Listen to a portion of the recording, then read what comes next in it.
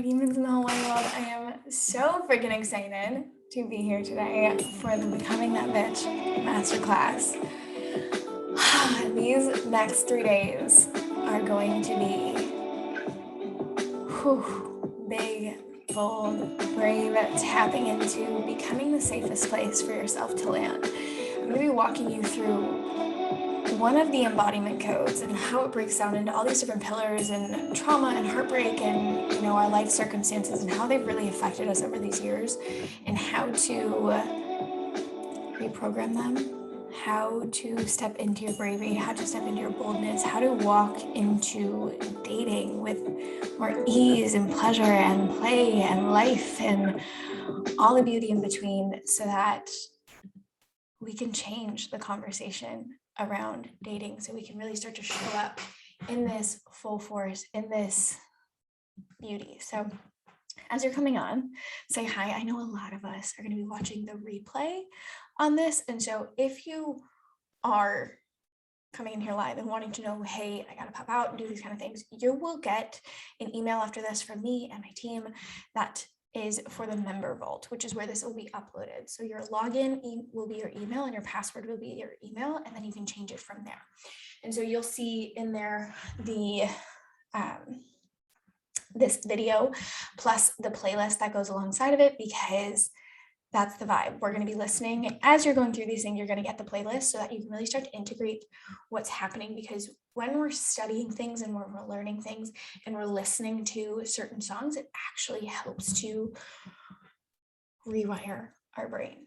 So I've created a playlist to help integrate these lessons. So as you're listening, you can play it in the background. As you're journaling, you can play it in the background, and it'll start to spring up these memories and these lessons so that you can actually start to integrate this without having to re-listen to this over and over again. As much as, I love my voice and I love the things that I do, it might be a little much to be listening to these things over and over again. So I am going to also say sorry because I did mess up the times. I saw that my team had put CST. I've been all over in different time zones right now. So my team put CST for today's call instead of EST, but for the next few days, we have 11 a.m. EST tomorrow and then 12 p.m. EST on Friday. So perfect. Let's take a breather really quick so I can get that out of my system. And so, like I said, for today, for this whole thing, what I want to do is really bring ease and excitement and joy and grace back into dating. And instead of putting that focus so heavily on the other party, men, women, people, what have you, I'm going to be writing the permission slip to give it back to yourself. To maybe you've been feeling like, I just am so over the apps, or I don't know how to meet anyone organically, or there's no one in my town, or I just don't feel confident, or all the kind of stories that run through our brain of I'm not worthy, and therefore this isn't going to work for me because it hasn't worked for me yet. I want to dismantle that. I want to break that down. I want you to remember how brave and bold and how everything is leading you to this moment so that you can remember who you are. We go through life trying on all these different personalities, different hats, different masks to cope with these deep-rooted fears of disappointment and rejection and belonging and all these different parts of ourselves. And I did it too. And then we kind of get lost in the mix, and then we all of a sudden wake up one day and we're like, who the fuck am I? So we're going to be dismantling that today. And so if you are new to my world, hi, my name is Laura Patricia Martin. I'm a trauma specialist. I am the founder of Healing to Happy. I am a human. If you really knew me and you see my life now, right? Like, it's fun, it's playful. It's maybe what drew you to me is this like bold, fun, confident kind of vibe. But if you really knew me, that took work, because my background has a lot of big T trauma in it, from sexual assaults to domestic violence to addictions to loss to suicide attempts to eating disorders to chronic health issues. There was a lot that happened on the back end of this that maybe you can relate to some degree, or be curious about, or be inspired by. Because happiness and how you show up to the world and the narrative of what's in the present is a choice. And that might trigger you, because I know in the past, that would have triggered me. And so my biggest mission in this lifetime is to activate everyone in the world to call in freedom in mind, body, soul, and bank account. Because when we have that, it's not even just for us. It's the world around us becomes the safest place to be, right? Like, I love when my clients have the same energy and the same vibe, where it's like you're a living, walking sanctuary, because your energy is just this safe place for people to land. It's sometimes bold, it's sometimes, very in your face, it's sometimes activating you, and sometimes it's just a tender place to land based on where you're at and what you're doing. And that comes from knowing yourself. That comes from being the aligned bitch. That comes from taking back your identity from the story that's being told to the presence of what is. And so this, like I said, wasn't my story. I was angry, I was bitter, and all of that led to a whole bunch of chronic health issues that detached me from my body and led me to drugs and alcohol and toxic relationship patterns where I almost lost my life. Like, I have scars that remind me every single day of that chapter of my life. And instead of looking at those things like, oh my goodness, what the fuck? Why did that happen? What's going on here? How can I shift this? It's now this portal of activation that I get to talk to you openly about, because these are the conversations that I wish I would have heard years ago, when I thought I was in this alone, when I thought dating had to be hard, when I thought I was unlovable, when I thought there was something to fix, when there wasn't a knowing of self, right? I thought there was always something outside of myself that would somehow give me happiness and a sense of belonging and a sense of sex appeal and a sense of desire and lust and intimacy. And at the core, that's not true, right? No, I can see. I can't log in for whatever reason. Okay, let me see. Sorry for anyone watching the replay here. Let me copy invitation, send this to Miss Monica, because it seems she can't get in. Yay, tech. And I do not have my team on right now, so let's see if that works. And to really create these invitations and choices for people, right? So in today's segment, the biggest core message that we're going to be walking through is you were born worthy and nothing has changed. This is a phrase my mentor had said to me, and I love it, and it encapsulates everything. So that we're going to be talking about today, we're going to be talking about dismantling and remembering who you are, the fact that you do not have to be healed in order to be the healthiest version of yourself, to be dateable, to be lovable. Like, we get stuck in this healing phase that we don't actually need to live within. And so we're going to be walking through that. And then as you come on, and if you have questions or anything like that, hello, Monica. I don't know what's happening with the internet stuff right now. So as you're coming on, say hi, how are you doing? But I was just kind of giving the rundown of what today is going to be like and what we're going to be talking about. So today it's more so talking about you were born worthy and nothing has changed. And we're going to really start talking about what our nervous system is trapped in and how this works in that way, and breaking it down. And if you have any questions or anything like that as we go on, just drop them in the chat and I'll get through them at the end. But yeah, so really what I wanted to start with and really tap into is this concept of you're born worthy and nothing has changed. And as we're starting to navigate these types of lessons, I want to start with talking about becoming that bitch, right? Like, why I like to run my programs with like, why do we name them as such? Like what's with the bold language? What's with things like this? So first it's looking at defining becoming, right? So becoming, let me pull it up here. Becoming is the process of coming to something or of passing into a state. And so when we're looking at evolving ourselves and evolving where we're currently at, we first have to bring awareness to it. We first have to look at what's holding me back. Where am I not showing up? What stories am I telling myself? Where am I feeling like I'm trapped within the context of the story that I'm telling myself, right? And so as we're becoming something else, we have to take the process and really shift at. And really one of the main things is when we hear that word bitch, right? And how triggering that can be, and how many times we've heard that in a way that is degrading, is giving away our power, is shifting. And this is also the context of trauma, right? Or the story that we have about a life situation that may have happened, or a heartbreak that we've had. And it gives this, how do I want to say this?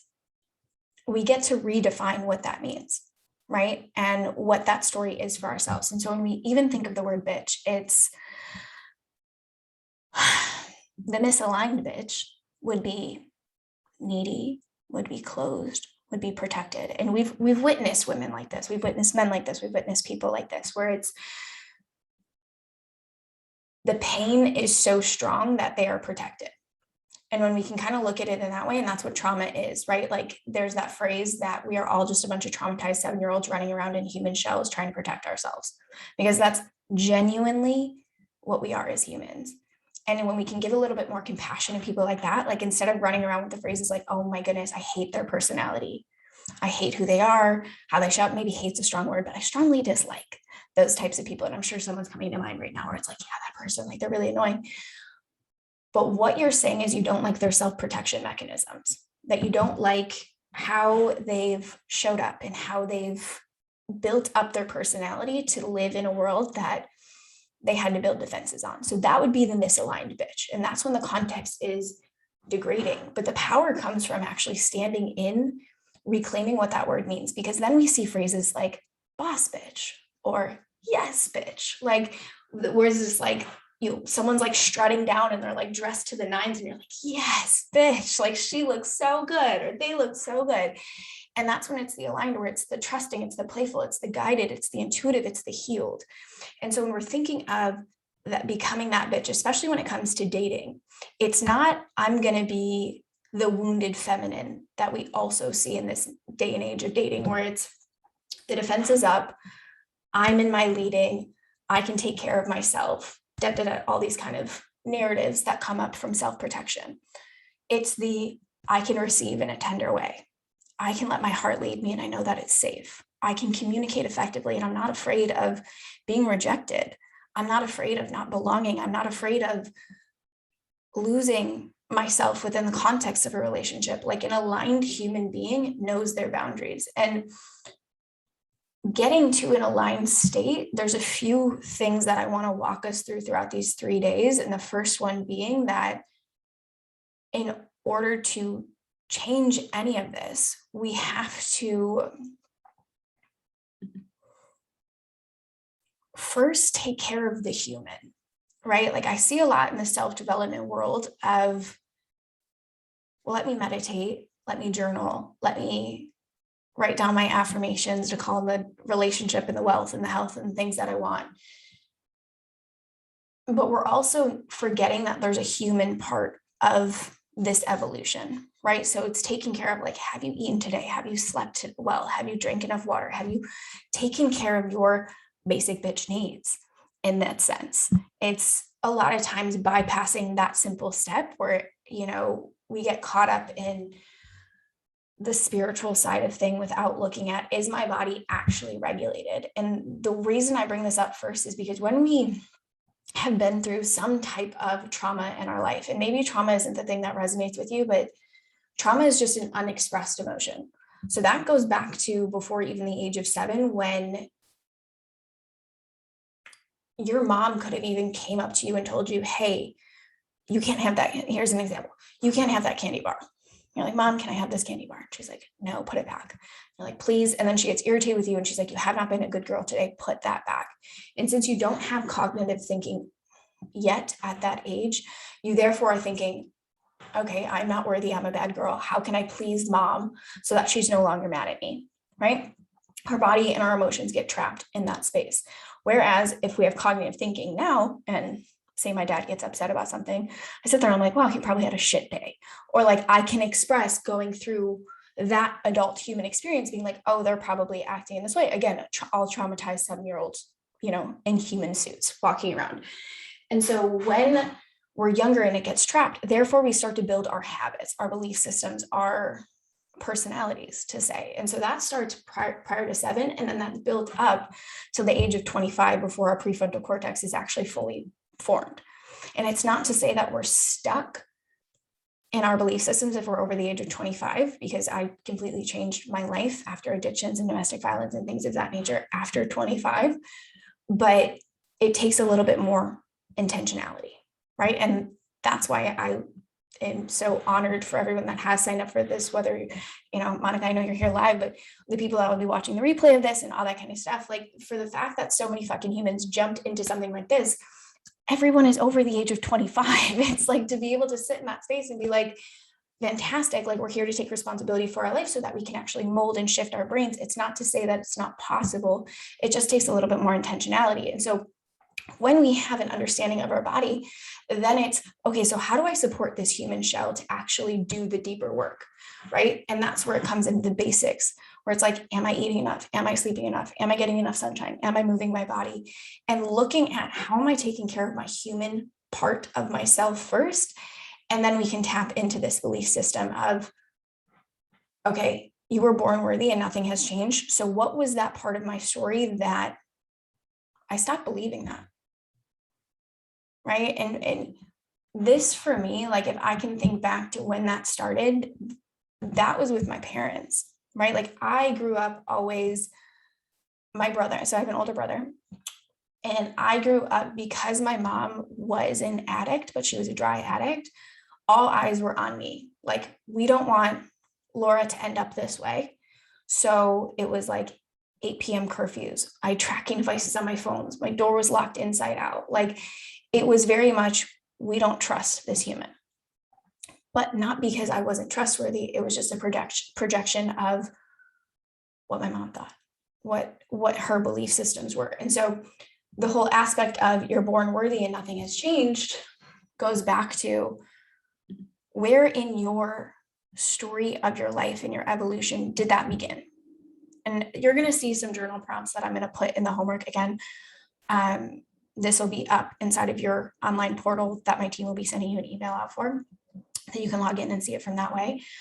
But for me, it's looking at, okay, so where is, or for you as well, where's that story? Where did it begin? Because if we don't have the awareness of what's going on in our life, there isn't a way that we can start to accept it, and then there isn't a way to take action. And those are the embodiment codes, right, that I walk you through inside of this and then my other programs and things like that. It's awareness, acceptance, action. So looking at where in your narrative did you start to believe that you weren't worthy, right? Or believe to question that your decision making wasn't the right one, because a lot of signs of a misalignment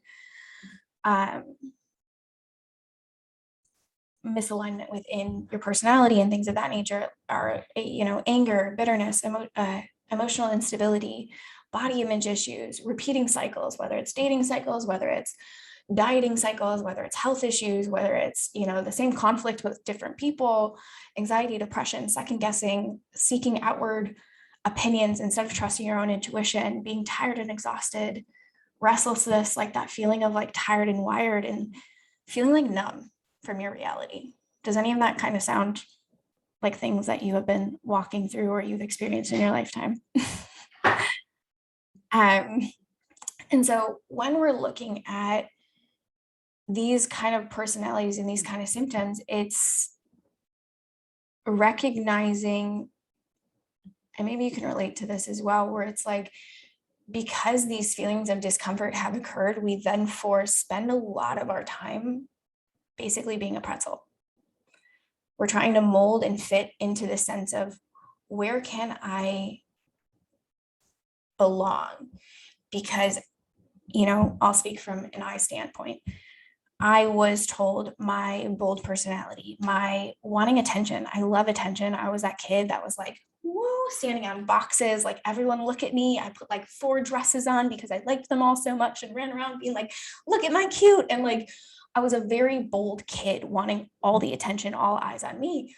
But because life kept happening and big T trauma occurred, and I was told and exampled, like, if you get this much attention, bad things will happen. And it did. It led to sexual assaults. It led to domestic violence. It led to bullying. It led to things of that nature, because it was misaligned. Because instead of the bold kid who was just doing it because she did it, it then became, I need this.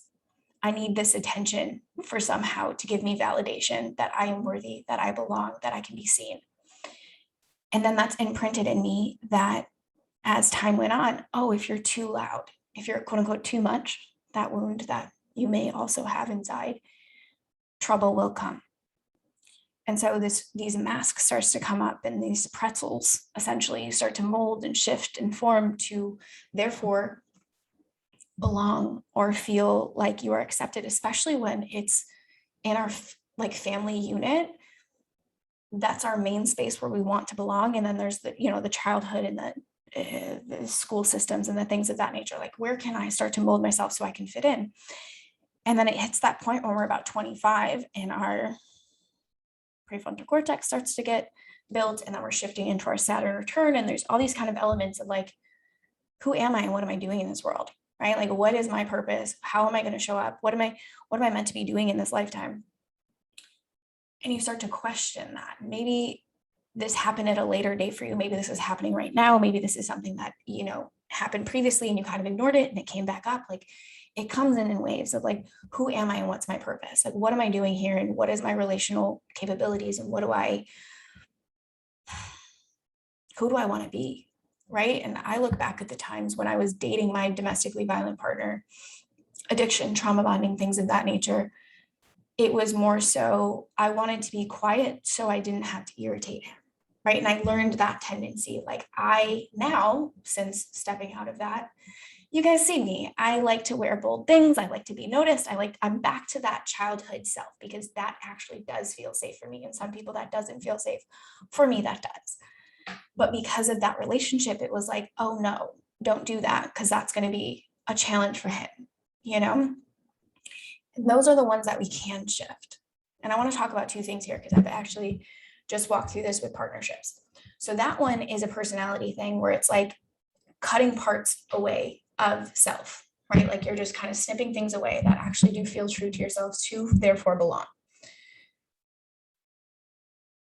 And then there's other ones that we can't change, right? Like my most recent partner, where that relationship ended because he wanted to be with a different culture. He wanted to be with a Latin woman, right? You can't change that about yourself. And there's that stance where it's like, if I had not walked through what I'm going to be teaching you through in these 3 days, that would have crushed my heart. That would have crushed everything. But it was one of those things being like, yeah, that one we can't fix, like that one for our lifetime. That is just something I just have to accept. That's not something we can shift and mold. And when we're walking around and we have that firm belief that I was born worthy and nothing has changed. Nothing has changed. So when we're going through dating and we're going through getting out there and putting ourselves out there and stepping into vulnerability and stepping into loving and knowing that maybe it won't work out, if you're born worthy and nothing has changed, even if someone says something like that to you, you're okay. Because that doesn't take away from your worth. That doesn't take away from who you are at your core, because they were the thing about having regulation and being that bitch and having nervous system regulation and, understanding your trauma and your triggers and the way your body works, and again, all the things we're going to be covering in these next 3 days, a person doesn't give you your happiness, right? Everything external does not give you your happiness. So we spend a lot of time chasing person or dating or people, and we put a lot of pressure into dating, and it's very masculine energy, like, oh my goodness, this person that I meet, they have to be my husband, my wife, my person, my lifetime partner. And you step into something like that, and like, I'm sure you've all dated someone that a little bit clingy, a little bit needy, and you're like, no, like I am not available for that. But yet we do that, where it's like this person comes into my life and they've quote unquote chosen me. So now I'm going to start to please them to continue to be lovable, giving them my star. My dad raised me on this concept. Now I know this cheeky little man got it from the mastery of love, but he has raised me on this concept of never give someone your star. And so what the book meant by that is you yourself are a star. You were born worthy. Nothing has changed. But because of trauma, because of heartbreak, because of friendship, childhood friendships, because of the life that we lead and the things that we do, we put our star in other people's hands. We gave them the capability of, well, they're the core of my happiness. They're the thing that makes me happy. They're the things that gives me my light, my purpose, my things of that nature. And as that goes on, if that person leaves, we're kind of fucked, right? And so one of the big concepts for this entire masterclass is really understanding that when you're dating, it's not like, don't be a wife unless you're a wife, and we do this very quickly where we match our partner's energy as soon as they meet us. When men, I'm going to speak in men and women terms right now, because that's who I date, that's what I know, but it's feminine, masculine energetics, and we can play around with that. But when we're dating, we match people's energy for people that are much more practical. Men specifically are much more practical. So we'll be like, oh, they're coming to see me, and therefore here's the energy match in here. And we start to treat it as like, that is my life partner because they made this one bold move, and therefore I'm going to match that energy. And then it frightens them off. And then we wonder why after 3 months, they don't call us back, or we're not chosen, or we're going through heartbreak, or we're going through these events and these life situations. And it's because we're not staying in our lane of owning our star. And we're trying to match, being like, oh, that dopamine hit feels really good. Oh, that oxytocin hit feels really good. Oh, that serotonin hit fits really good. And we're going to be talking about the science side of stuff tomorrow. So that'll make more sense tomorrow. So we start to chase these highs, not realizing the more we're chasing these highs, the lower our oxytocin goes, which is our love hormone, which then offsets their testosterone. And this is why the 3-month rule kind of always happens in dating, or we go on like the second date and we wonder why they ghost us and things of that nature. We're actually dysregulating our body into this needy type of energy, which then is a repellent at the end of the day, because we're not claiming our star, we're not holding our star, and not knowing that you were born worthy and nothing has changed. And the core of who you are and your belief systems and the love that you have and the boldness that you have and the bravery that you have comes from you. That doesn't come from someone choosing you. That doesn't come from external things. No matter how your body looks, no matter, the things that we have, it comes from yourself. And the sooner that we realize that, the sooner we stop looking at and becoming pretzels at the end of the day. And so another thing about dating and in the beginning stages is understanding that it is a trigger, right? Love, wealth, influence, impact, like the life that we choose to live when we become the artist of our life and to start to create these kind of movements and things of that nature, it becomes a walking trigger. And to be able to regulate yourself within that means knowing your body and when it gets into these dysregulated and triggered states. So when we're thinking of quote unquote triggers, activations, portal of activations, whatever word actually vibes with you, because I know sometimes trigger is overstimulated in this day and age. There are 4 stages. We have fight, flight, freeze, fawn. So fight is your body's facing any perceived threat with aggression, right? Fight. Flight is when your body has the urge to run away. Freeze is when you freeze and your body has an inability to move against a threat. And then fawn is when your body's stress response tries to please someone to avoid a conflict. Fawn is like a glorified part of being a woman in this day and age. Let's not disrupt the boat. Let's keep this people-pleasing tendency. Like, it's actually quite glorified in dating culture, in life, in business, and things of that nature. Like, don't be quote unquote a bitch, right? Like that's the commonality. Don't be too seen, don't be too much, don't do any of these things. Let's people please.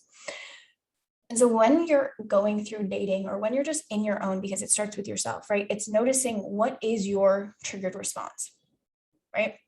And when you can look at that, what happens when we're looking at that is your body will feel an emotion, and then it will go back to the last time it felt that emotion, what scenario is going on. And that's where the trigger is kind of coming from. So your body's not even reacting to what's happening in the present moment when you're on a date, when someone says something, when you're even texting someone. You're not responding from the present moment. You're responding from the last time you felt that emotion.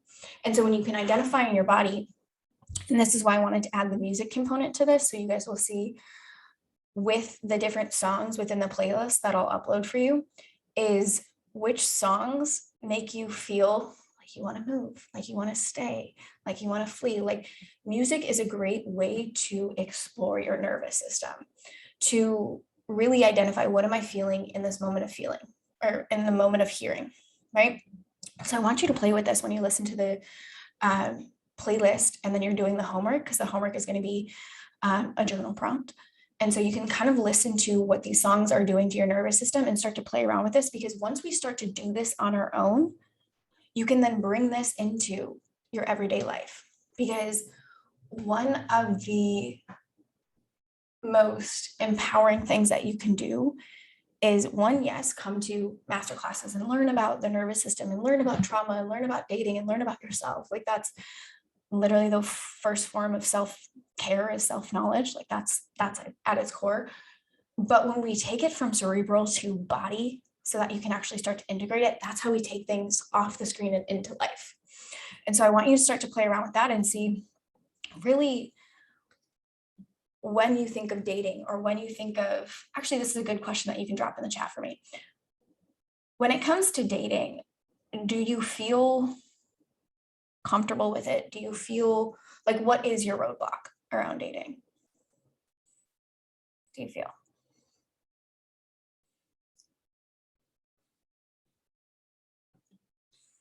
I'm always curious. And then I'll give a personal example, because I remember when I was first coming back into the dating world, or even just like the confidence world, I had that fear of being seen. I'm not American, so dating culture is different. Okay. What is your dating culture like? I'm curious. Ooh, this is fun. Okay, so you're French living. But what's the dating culture like when you're for French? I'm always curious how that is. Plus, this will help with future for tomorrow's lesson as well.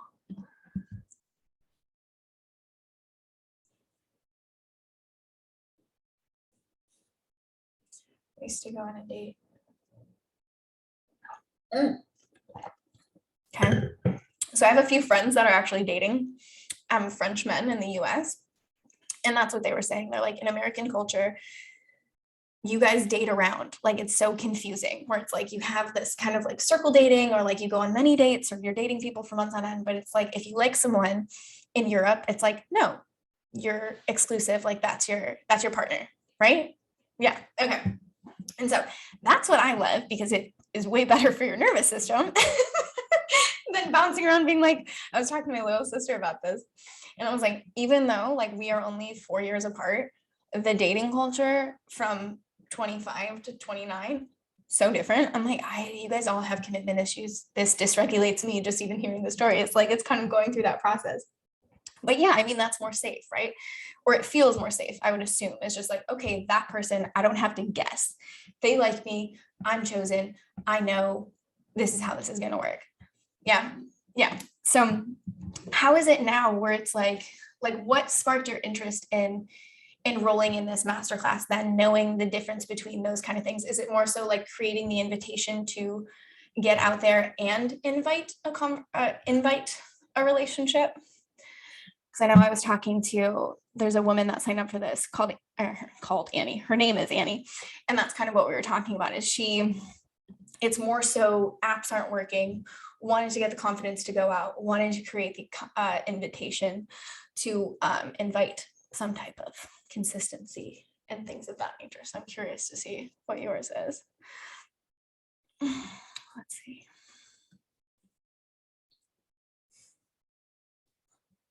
And I live in Switzerland and it's different here. I'm tired of dating apps. I want to attract someone in my real life.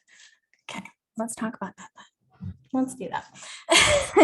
Because it's true. I'm the same way. Apps, especially as energetic human beings, apps for me, they're not the fucking vibe, because I cannot get your energy based on me looking at your face. I feel like that's very limited, because I don't necessarily date people based on their looks. It's like, I am an energetic human being.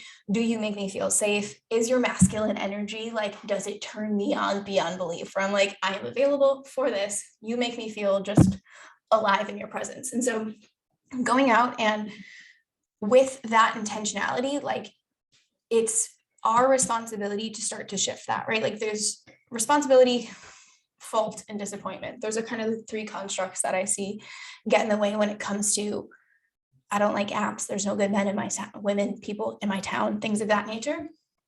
Really, it's looking at, in order to call in, we have to recognize that our reality is what we've already created, right? So it's recognizing, what is my self-talk around dating? What is my self-talk when I go out?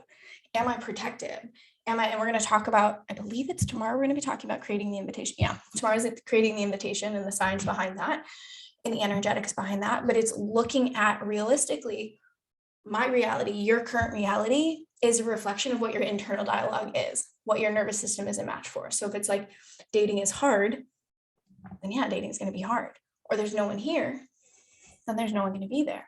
And it's really diving a little bit deeper into that and taking radical responsibility of, and it doesn't always mean it's like a good thing, right? Like, it's not like, oh shit, like, let me look at this shadow and actually take responsibility, because therefore, then again, awareness, acceptance, action. So we can have the awareness that here's the thought patterns that I'm continually having in my head around dating, around myself, around my confidence, around my invitation style, around going out by myself to create an invitation. Like, let me bring awareness to that.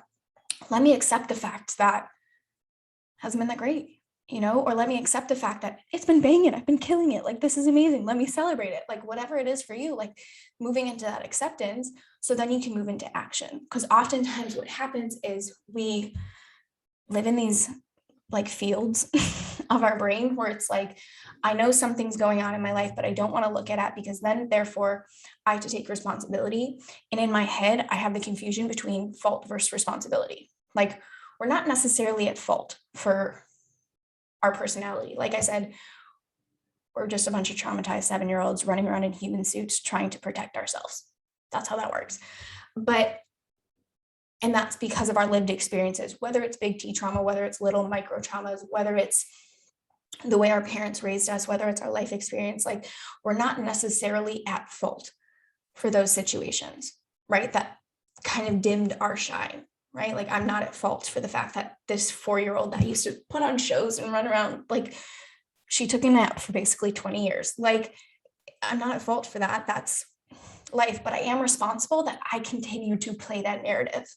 I continue to tell myself this is hard, that I'm a victim, that I am unlovable, that I need to get fucked up to therefore have false confidence in myself, to therefore call in shitty fucking men, like, let me take responsibility that that was my story, and to apologize to myself that that's how I chose to heal, right? Like, that's my responsibility, to really recognize, like, wow, the way I was healing is not actually how I want to heal, right? Like, that was just a coping mechanism.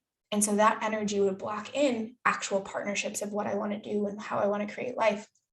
And so it's moving into that responsibility instead of fault, and really looking at it, because we do this two options. We do this thing where we either don't look at what our current reality is. We're like, everything's fine. It's fine. We're good. I'm going to do my affirmations. It's perfect. And we live in that world. Or we do the alternative where we're only looking at the bad. And that's where we kind of get in that self-deprecating depression kind of thoughts, where it's like, I'm not worthy. I'm not lovable. I'm not this.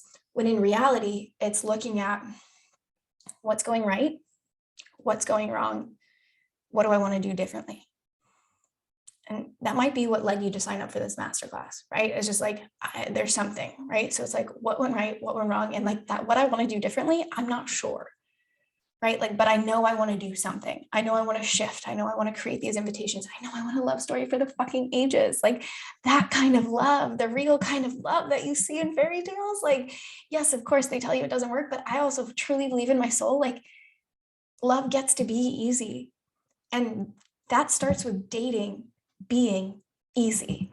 And that comes from taking it off the gas pedal and thinking like, I need to make this difficult. There needs to be all this, the trigger word of the century is like conscious relationships and conscious dating and like things like that. It's just like, it comes from us being a walking and living sanctuary for other people to land.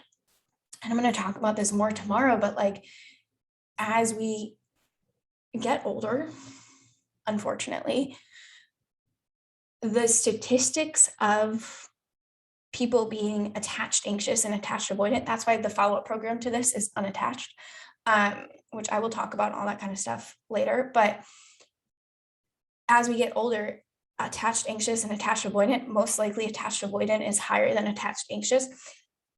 That's who's usually out there. And that's why we think dating is so hard. But instead of being discouraged by that fact, it's really looking at, how do I become a living sanctuary? How do I become a safe place for people to land? Because yes, people might be more likely to be attached avoidant, and you might have experienced that in your dating culture. You're like, why do people ghost me? Why don't they want to talk about things? Why is this a thing? But when you become securely attached and a safe place for people to land, a living sanctuary, as I like to call it, that then creates safety in them so that you can actually train them to not train. I don't like that word train. Mirror back to them what safety is. And then you get to become safe as well. So it's this kind of ping-ponging back and forth of safety instead of ping-ponging back and forth inadequacy, fear of rejection, fear of not belonging, fear of not being good enough. And then you're just trigger responding to each other. And so that's what we're going to be talking about more in the next few days. But that's one of those things where it's looking at, okay, so how can I become regulated? How can I become responsible for my outcome, right? And then the second part of that is this fear of disappointment, where, so for me, right, like I used to be the type of girl that like, if my best friend left me from one side of a bar and she moved to the other side of the bar, I would freak out. I'd be like, you left me at a bar. And she's like, I'm literally 6 seats away. You're a sociopath. Like, what are you doing? And I would freak out. Now I travel the world by myself. I go out to eat at least once a week by myself to just like sit and play this game of like, who do I want to talk to? And I like pick a color shirt, being like, okay, so if they're wearing a purple shirt, I have to talk to them so that I can then have different conversations. Because what we do in our life is we talk to people that are like us. Like attracts like. That's what we feel most comfortable in, whether it's in our career field, whether it's in people that look like us, whether it's people that speak like us. Like that's just naturally what we do. So we feel safe, right? So I now play this game where it's like, I'm going to go out to eat and I'm going to talk to someone that's in a purple shirt. No idea. Or I'll go to a party and I'll be like, I'm going to talk to someone that's bald. Let's go see how this works. And then you have different conversations that expand your nervous system. And that might feel super crunchy, but we have to work with the fact that we will always be walking with this fear of disappointment. And when it comes to dating in particular, what's safe is the apps. We can ghost people. We know it's safe. It's from our home. We can go like this and we can type and we can create these things. And if we have now this fear of vulnerability, that is so freaking true and alive and like very much valid. But then we don't put ourselves out there, right? Like I don't want to go out to eat by myself because what if no one talks to me? What if I look like a weirdo reading a newspaper by myself, doing whatever. Like, I don't know what people's fears are, but I know I like had all these processes in my head being like, are they going to think I'm weird that I'm sitting here by the bar? No one cares. No one is thinking of you. Like, if anything, they're curious what you're doing and they'll probably come talk to you being like, hey, cutie, what's going on? And then you made a new friend. Like, that's all it is. But it's like this fear of disappointment being you don't like a better example of this is like, say you're like dating someone, right? And you don't want to get your heart broken. So therefore you break up with them. But now you're disappointed because now you broke up and they weren't going to break up with you. But now you're sitting in disappointment, or you're afraid of taking that leap of, and this is like the honest reflection of what I invite you to journal on today is like, what is that actually underlying fear of dating or putting yourself out there? Because we can say, hey, I'm open for this invitation. I'm open for someone to come and date me and love me and be this romance novel of the ages. Why isn't it happening? And it's like, okay, so let's look at this a little bit more. What's the fear under that? Fear of it not working out. Fear of them breaking my heart. Fear of rejection. Fear of not belonging. Fear, like there are so many different fears that we can have around it being successful. Because what I've seen, it's not actually that we fear the negative, it's we fear it. What if it works out and I lose it? And so that fear of disappointment is actually what's getting us in the way. And so addressing that before we move into the science, before we move into the attraction piece and the energetic piece and all the kind of things we're going to be talking about the next 2 days, it's really looking at what is that mindset block? What's that thing that's getting in my way? And how can I start to build the foundation of trust with myself that I got me no matter fucking what, because I was born worthy and nothing has fucking changed. Absolutely nothing. I get that I've had heartbreak. I get that you've had heartbreak. I get that you've had life experiences that maybe have told you otherwise. But it's not like God plucked you out of the sky and was like, everyone else is going to be okay except for that one. That's not what happened. It's our internal dialogue. It's our trauma. It's our subconscious programming that has these fears instilled in us that gets in our way of getting ourselves out there. And when we can bring light to these fears and actually sit down and look at them without them being the definition of us, without them thinking like, this is reality, that's our ego, right? Like, and when we bring something into our conscious awareness, it no longer is part of our subconscious, and therefore we can start to reprogram it. And we can start to put these things into practice. And the fact is, no one teaches us about relationships. No one walks us in how to be good at this. No one teaches us how to pick our partners. And, if we want better intimacy, and no one walks us through that. But in order to do that, we have to make peace with our fears, with our trauma, with our childhoods, with letting go of the grudges that we have and the fears that we have, and to really sit in the fact that we as humans make mistakes, and we as humans navigating this whole world and life and all the things in between, like giving ourselves grace and permission. And so you're going to see in the homework for today, my foot's falling asleep. Oh my God. Okay. But you're going to see in today's homework is a forgiveness letter, right? And walking through that forgiveness letter of forgiving yourself, forgiving the people that have harmed you, whether it's parents, whether it's friendships. Friendship breakups, I swear to God, are worse than boyfriend breakups. Or girlfriend breakups, but then they imprint into our nervous system as if they're the same thing because they're felt the same. And so writing a forgiveness letter from friendship breakups, from partner breakups, to lover breakups, to whatever it is, writing the forgiveness letter inside of that space so that we can bring awareness to it.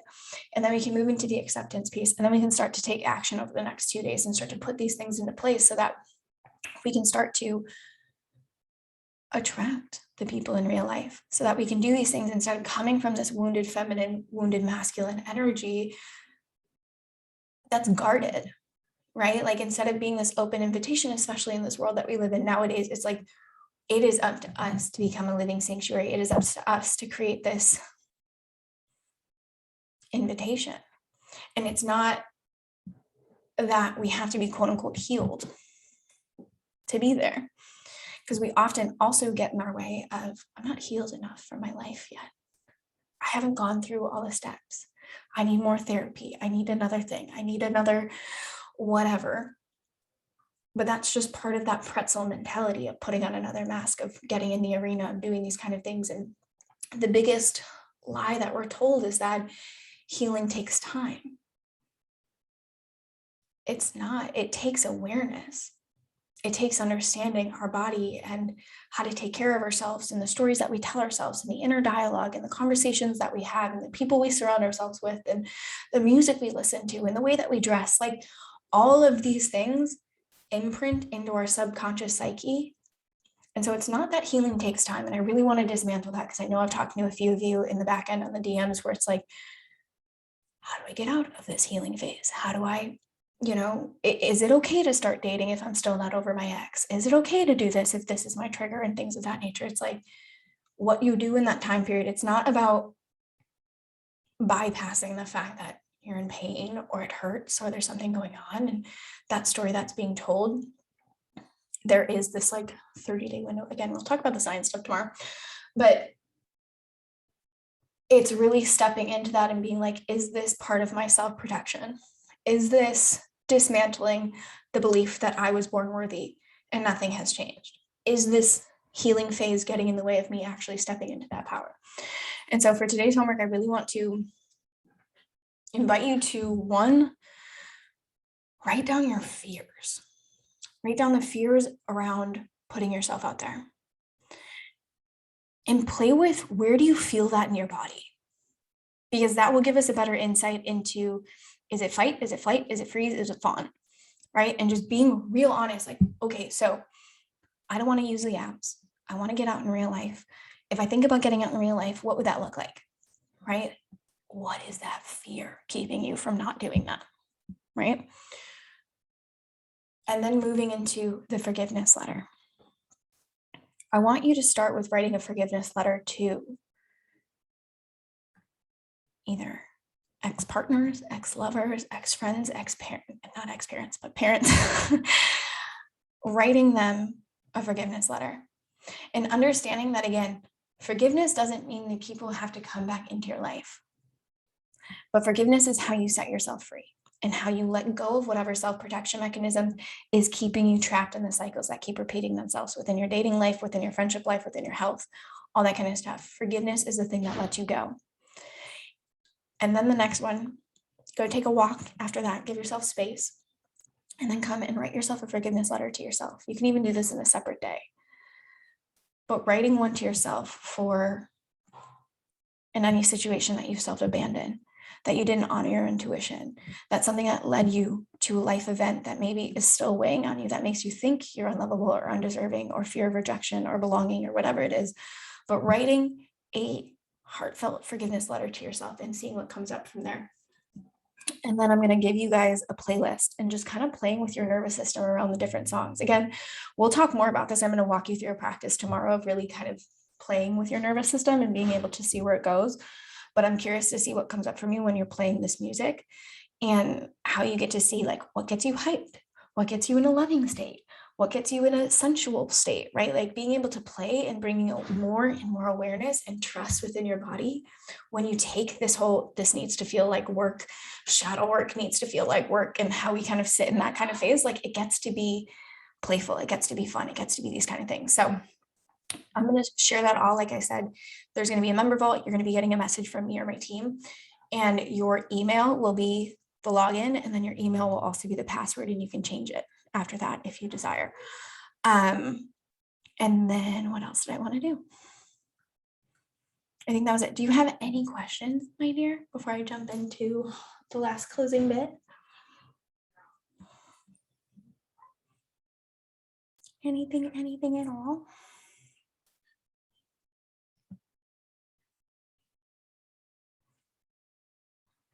No, I'm good. I'm probably on. Okay, perfect. Yeah. Just let me know. You can either drop them in the chat tomorrow, or you can email me, anything like that. And then also I did want to close with saying, if you wanted to, I don't know if you guys saw it in the email for you or anyone that's watching the replay, if you wanted to upgrade, and I'll talk about this more tomorrow, to the Summer of Love Bold Bundle, I actually got the download this morning to add the micro dating mind plus the rest of the program. So unattached, which is about attachment styles and becoming a secure attachment, and sacred singlehood, which is really navigating your nervous system to become and take action and do these kind of things with a micro mind. So you get Voxer support. I'm going to combine all of those for 50% off right now. So that's going to be $777. There's payment plans for 3 months and 6 months. I'll talk about that more tomorrow. I just did want to put that here because that's going to be on sale for the next 48 hours until Friday. So I did want to put that there, but I'll put that more inside of the email, and then I'll make sure that I have time to talk about that tomorrow because I'm going to honor your time that it is now been an hour.